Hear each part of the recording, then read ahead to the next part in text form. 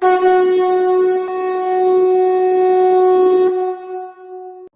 श्री कृष्णा।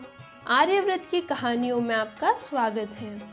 आज मैं आपको सुनाने जा रही हूँ गणेश जी की कथा। तो चलिए शुरू करते हैं। एक माँ बेटी दोनों जंगल से लकड़ियाँ लाकर पेट भरती थी।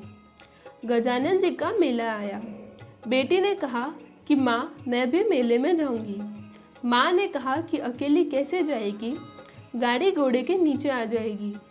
बेटी ने कहा कि मैं नीचे नहीं आऊं, मैं तो जाऊंगी।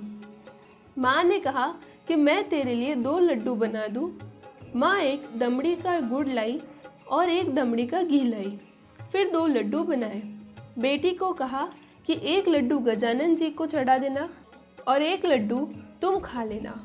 बेटी 2 लड्डू लेकर गजानन जी के मेले में गई। बड़े बड़े सेठ घोड़े गाड़ी लेकर मेले में आए। वह बेचारी पैदल ही रवाना हो गई। सेठ लोग तो बहुत ही गोटागिरी का चूरमा करके खाए, लेकिन गजानन जी के किसी ने भी 2 मखौड़े नहीं चढ़ाए। खूब भीड़ थी। जो बेटी तो नीचे बैठ गई। मैं आराम से पूजा करूंगी, सभी को करने दो। सभी लोगों ने पूजा कर ली। उसके बाद उसने पूजा की। 2 लड्डू माँ से लाई हूँ, 1 लड्डू गजानन जी के आगे रख दिया और कहा कि 1 लड्डू तेरा, 1 लड्डू मेरा।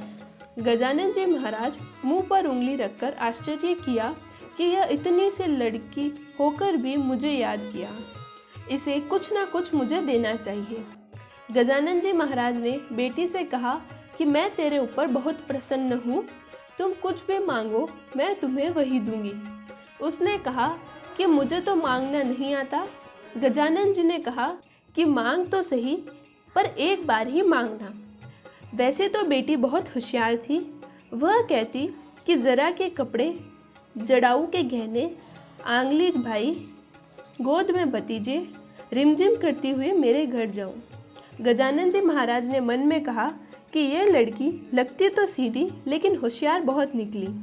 गजानन जी महाराज से उसने जैसा मांगा वैसा उसे सब कुछ दे दिया। रिमझिम करती हुई घर आने लगी। थोड़ी उसे देरी हो गई। माँ ने 2 पाव आगे जाकर लोगों से पूछा कि मेरी बेटी को देखा क्या? कई लोगों ने कहा कि हाँ देखा। जरी के कपड़े, जड़ाऊ के गहने, आंगली भाई, गोद में भतीजा, रिमझिम करती हुई पीछे आ रही है। माँ ने कहा कि भाई क्यों मौसा बोल रहे हो? मेरे गरीब के पास इतना सब कुछ कहाँ है? इतने में ही जरी के कपड़े, जड़ाऊ के गहने, आंगली भाई, गोदी में भतीजा लेकर सामने रिमझिम करती आती हुई दिखाई देती है।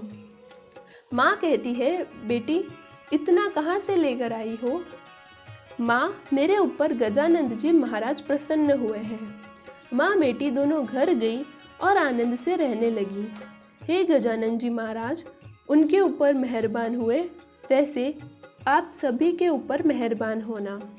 यदि आपको मेरी यह कथा पसंद आई हो तो वीडियो को लाइक करें और चैनल को सब्सक्राइब करें।